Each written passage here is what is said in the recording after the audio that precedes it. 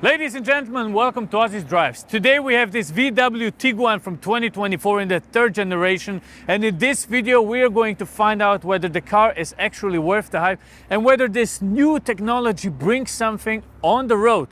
So if you're interested in the exterior and interior, the details about how much this car actually has improved, make sure to check out the link in the description. Now let's take it for a drive. All right, friends, we're taking the VW Tiguan for a drive. It's the third generation of Tiguans, and we will see what we can do with the car. Now we're focusing on the overall impression. How does the car drive? How does it feel, etc. I'm being pushed by a lady here that is very aggressive, so let's beat her later, because the French are driving like maniacs. But they will see what I can do with the car, don't worry.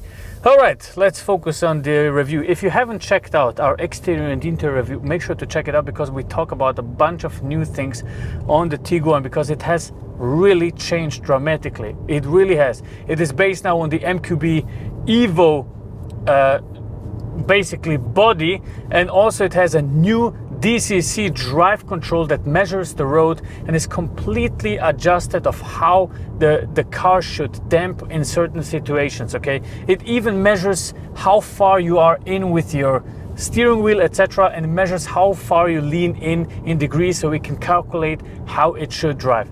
And of course you have your driving modes that you can adjust from this little knob here. So we're driving in eco mode, and we'll change to sport mode because I want to show you what the car is actually capable of doing.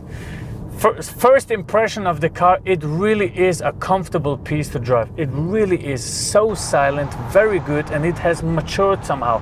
It's unlike other small mid-class SUVs. This feels really premium. I feel very comfortable in here. The massaging function is fantastic.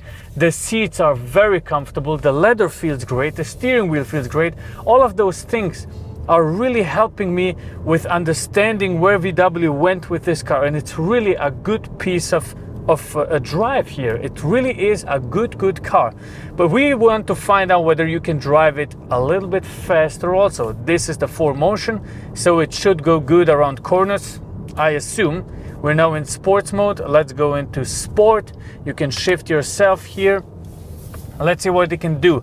The car has 193 horsepower solely diesel, so 400 Newton meters of torque, and accelerates pretty easy, to be honest. It's really, it feels quite powerful. How does it go around corners here? Well, actually, this holds pretty firm, pretty tight. Usually I drive this road with very fast sports cars. Today we're driving this Tiguan here, but it feels direct on the steering wheel actually.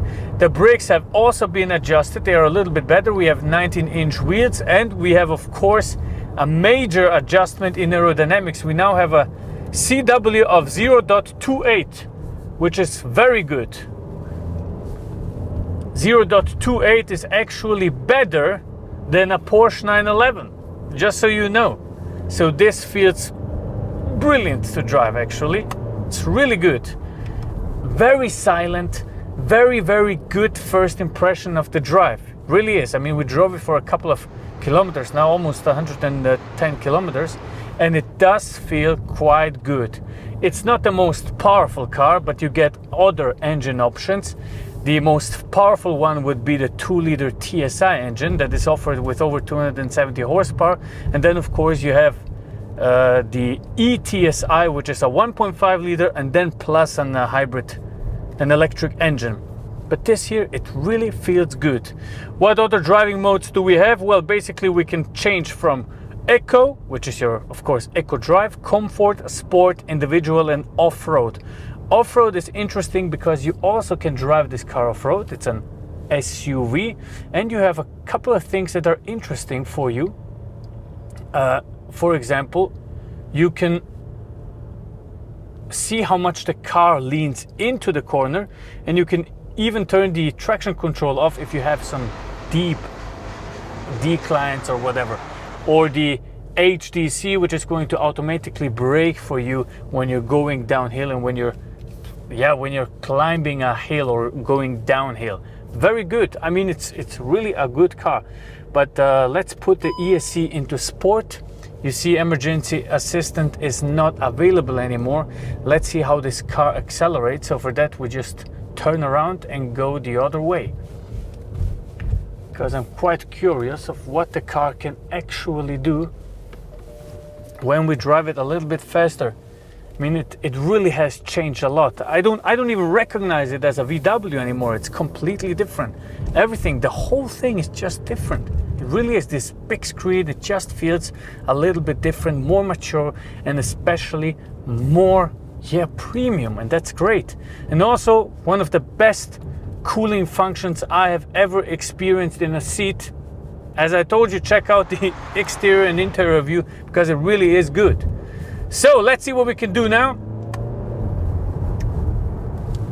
Obviously it isn't going to be the fastest car, okay, but you have to be able to drive it a little bit more sporty. I mean, that you just have to. You see all of those tire marks here. That's because Raul Machizio drives here, GMK drives here, all of those people drift here, and somewhere on this road my Aston Martin has left its mark too.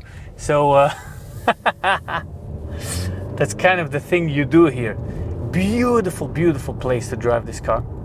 And it really is a good piece. It really is a good drive. It really is. I mean, I'm not exaggerating. It feels very good, and it's a fantastic car for the family and an all-rounder to drive off-road a little bit.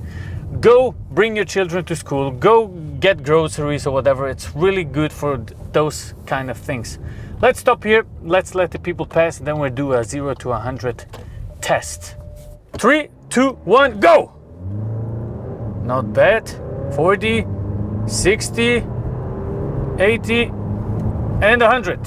That was 7.3 seconds. A little bit downhill, so 7.5 seconds, as I said. It's pretty good for such a car. How does it feel when braking? Well, actually, it does quite a good job in braking with the engine. It shifts down.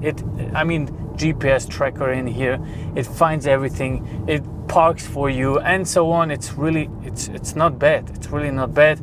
The damping control, the DCC, the new system works fantastic. Of course, every single one of them comes equipped with a DSG, direct shifting gearbox or double clutch gearbox. It's really good. It's a good system, and I like the car. I really do like it for a daily drive. Fantastic. Towing capacity, 2.3 tons. What else would you expect? It's really good. It's really good. So the assistancies start from lane assistant. They go through how much you're actually driving. Are you driving too fast? They even scan whether you are watching something down here or chilling on your phone while driving or doing anything like that to prevent you from crashing. They give you a warning signal on the speedometer to tell you that you should actually focus on the road. And then you have a tire warning, you have a front assist that is going to brake in case of an emergency.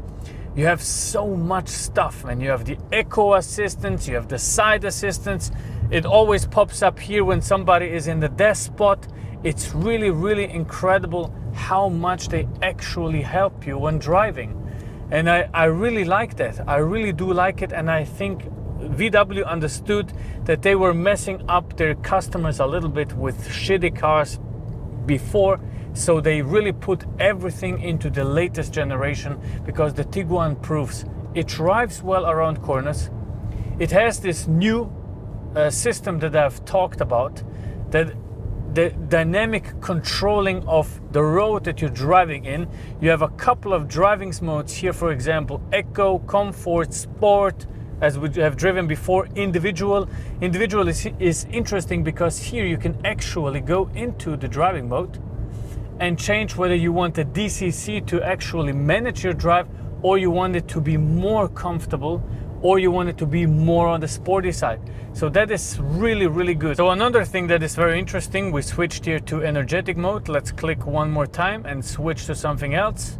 Let's go into nature mode, for example. It doesn't really matter, you can do whatever you want. It changes the appearance on your main screen also. IQ.drive travel assist is activated. So now I just press on resume. I choose my speed, 110 kph or 120 kph, and it does basically everything for me. So as you can see, it steers, it warns me about traffic coming into my lane, it brakes for me, tells me, okay, touch the steering wheel, and it works really fine. And actually on very difficult roads like this in Nice, if you have ever driven in France, you know it's very difficult. The French, they drive in the middle lane, left, right, they don't care, they just drive. And it still handles it very good, actually very comfortable, scans the road, sees how the road condition is, calculates it, how should you drive, is it comfortable or not, and adjusts the dampers in case of what road conditions you're driving on. So it really matured. This car is really no joke no more. It really isn't. It's a great, fantastic car to drive every day, and I'm a big fan of it.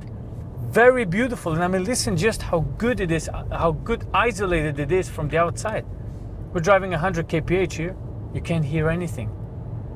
It's really pleasant and silent to be here. And this is one of the best sound systems I've ever experienced in a car. It's really, really good from Harman Kardon, but check that out in the interior and exterior review. All right, we're starting our eco drive journey with the new VW Tiguan. Okay, so for that, I'll just reset the whole trip. So let's go to the reset option here. You can do everything on the screen. And as you have seen, they now use physical buttons because, of course, they listen to the people. They don't want this touchscreen shit on the steering wheel. Nobody wants that, okay? We need physical buttons. So we're driving from Nice to Monaco. It is about 85 kilometers of drive. And I will switch the driving mode to Eco. You can do this on the screen or on this intelligent little knob here. So let's put it into Eco, which means the battery is going to take charge when we let the car roll a little bit. It will go into sailing mode and so on, turn off, and just try to drive as economical as possible. And the funniest thing is they don't even actually tell you how much the car is going to use. I assume, since this is the Tiguan and it's almost 2 tons, we will be at around 7, maybe 7.5 liters. I hope we can drive under 7 liters on the Autobahn at least, but we will see. All right, we have been driving through the beautiful mountains of Nizza for 10 kilometers now, and it's very simple. This is just an eco tip for you guys. When you're driving downhill, just let the car do the job. Release your foot from the throttle, let it do the job. If you feel like, okay, the car is getting faster and faster and the corner is approaching, shift down, let the engine brake, and that's what is going to save you money. 10 kilometers now, 3.9 liters with a Tiguan. I would say it's not bad. Let's see what the Autobahn experience is, because this is basically more rolling, 60 to 70 kph all the time, and shifting up into 6th gear now at 1000 RPMs. So let's see how far we can take this eco fuel test. We are currently at 5 liters to 100 kilometers. And I gotta say, it's really impressive. The car is around 1.75 tons dry. We have 2 people in here and a little bit of camera equipment, plus a full tank of diesel. That means we're right at around 2 tons. So 5 liters is great. Maybe we can bring it down even more. So let's see if I manage to do that. Always hovering in eco mode, always lifting the throttle up when it's going downhill. So let's see. I think that's really good, especially for your dads or your moms that need a car like this for every day. That's really good, man. That's really good. All right, friends, we have arrived in Monaco. So the fuel consumption on the last 100 kilometers was 5.6 liters. So let me put that into perspective. You can't really drive anything less than this. I mean, the car has a CW from 0.28, as I mentioned before, and that is basically, that's better than a Toyota Prius almost. That's better than a 911 Porsche, and that's better than a BMW i3. So it's great, and the fuel economy is also great. And I'm happy because this is not the plug-in version. This is not helped by anything that is electrical related. It is just a pure 2-liter diesel engine with 193 horsepower. And for that, I think that was a fantastic fuel economy. All right, and that's about it. 5.6 liters. That's great. And that's as far as we can take it. Thank you very much for watching. Make sure to leave a like and subscribe. God bless you, and see you on the next one. Goodbye.